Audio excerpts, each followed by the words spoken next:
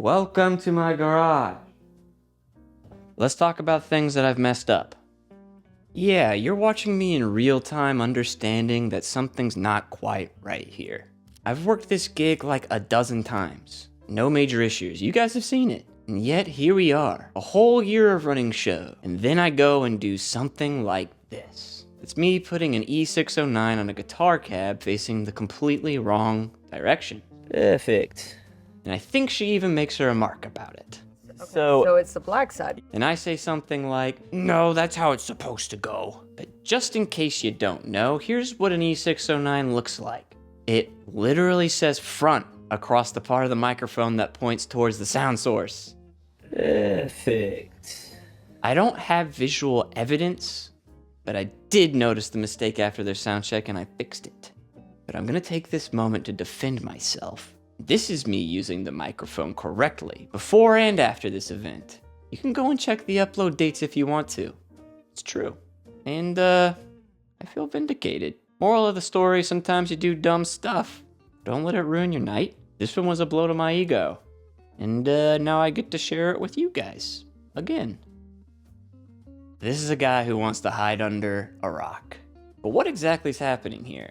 Let's back up for a second. I'm at an arcade in Dallas on Halloween, running sound for a Cure cover band. And from the start, things didn't go smoothly.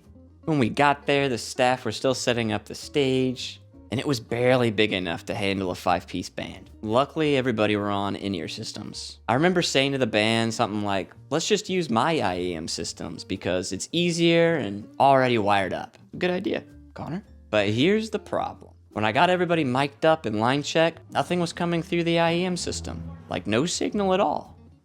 So, I started troubleshooting. I checked packs, looked at batteries, moved antennas around. I even unplugged the output lines in the back of the X32. And nothing helped. Oh, I used it right here too. Way to go, Bubba. I finally gave up and we switched over to each artist's personal IEM system. And I looked like a complete idiot. Once we finished sound check though, I noticed one little thing that was out of place on my wireless rig. Just a reminder to always flip that blue switch. I never engaged the RF. Not one of the units had the switch turned on. I mean, that's a mistake. But at least I figured it out. And the funny thing is though, is sometimes this still happens. Was it plugged in? It was plugged in, yeah. Okay. But now when it does happen, literally the first thing I do is go check to see if I flip the RF switch on. And the reason I do that's because of this gig, so how mad can I really get? I could still be mad about it. This is me running sound on the rooftop of a building in Dallas. Didn't feel as cool as it looked, trust me. That's hot. It was something like 95 degrees outside, but that's besides the point. When I first got there and started to test power, Nope. Nothing. I noticed that half of the outlets on the roof weren't working. But there are enough outlets for me to get my stuff to work, and I knew we'd probably be okay throughout the night. Probably. What I didn't know was that there was a DJ playing before and after the band. We have footage of that. Yeah, that's him. There he is. I'm sure all of his faders were completely maxed out because it was so freaking loud. Oh, that's me wearing my earplugs for the DJ set at the end of the night. When he started playing his set, the circuit breaker tripped. Oh, there is no power. And every piece of gear on stage turned off. And since I had no clue where the breaker box even was... That, What stopped working? everything, On where? everything outside. And I didn't even bother to get the outlets working around the stage. It took us forever to get the power back on. Yeah, so now before I set anything up, I find where the breaker box is. I figure out why outlets aren't working because when something goes wrong, that's the worst time to start looking for answers. You can still find answers though. You can find answers. There's answers.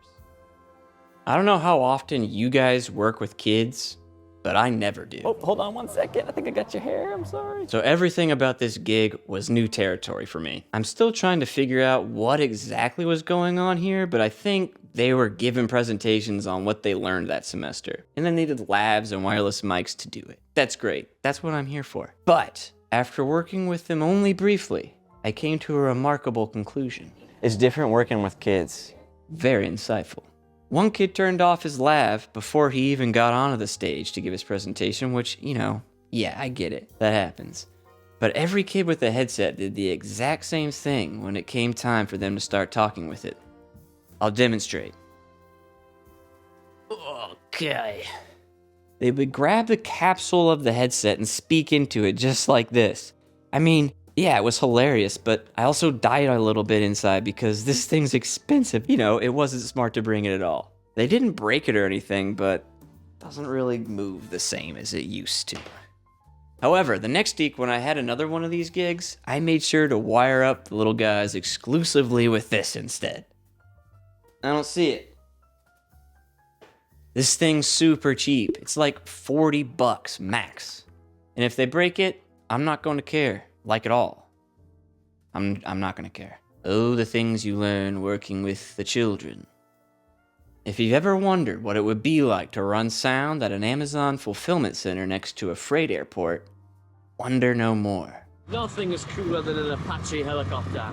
We knew we were going to need portable power, so we put money in the budget for an extra quiet, gigantic diesel generator. Good job, Connor. This was a smart idea. Although looking back on it, maybe a little bit too close to the stage. I don't know. Everything was great until all the other vendors showed up and they brought all their gas power generators with them.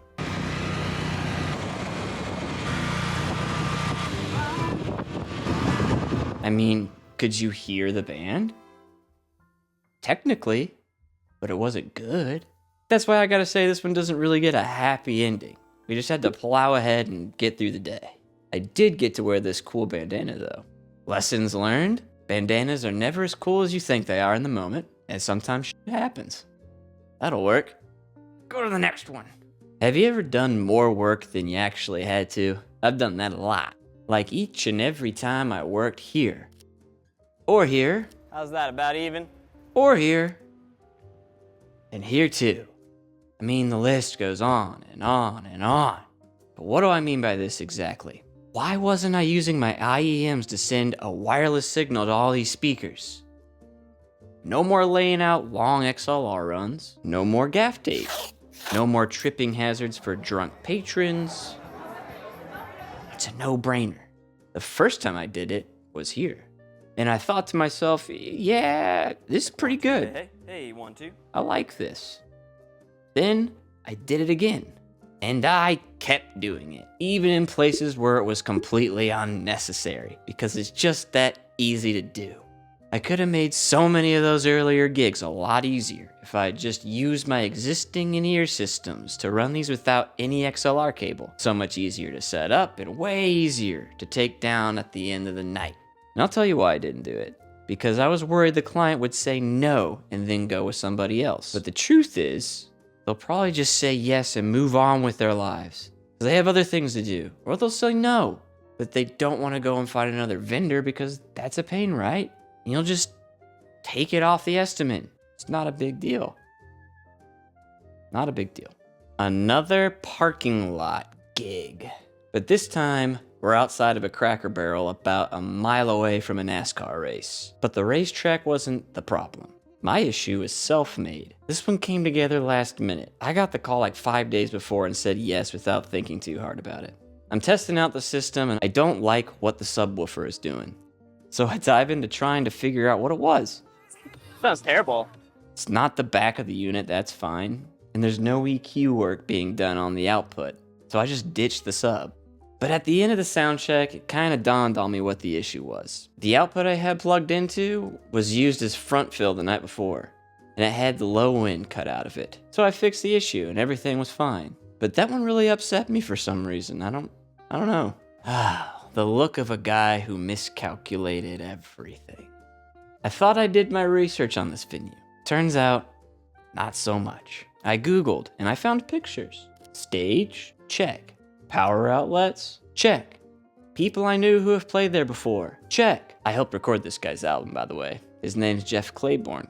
Good guy. Check him out. I even went there physically to look at it myself. And it didn't occur to me that since the stage was no longer there, we wouldn't be setting up in that area. Instead, we were expected to set up next to where the stage used to be. Here. I can't fit a 5-piece band on that. Guys, these aren't stories about me being smart, so let's just keep going. We had to pivot and move the stage into the middle of the restaurant, and management didn't really appreciate that. Yeah, no, we've had 5 before, but it's like a lot. I get it. I really do. I get it. It stinks. But it's not like I wanted to be there either. I wanted the stage that my bad research told me I was going to get. But with a little bit better research and communication, this is definitely a problem that could have been avoided. It's true. All right, well, that's it. 8 lessons I had to learn the hard way. If you got a story like this, drop it in the comments, or even email me if you want to. I want to hear what went wrong on your gig. We'll see you on the next one.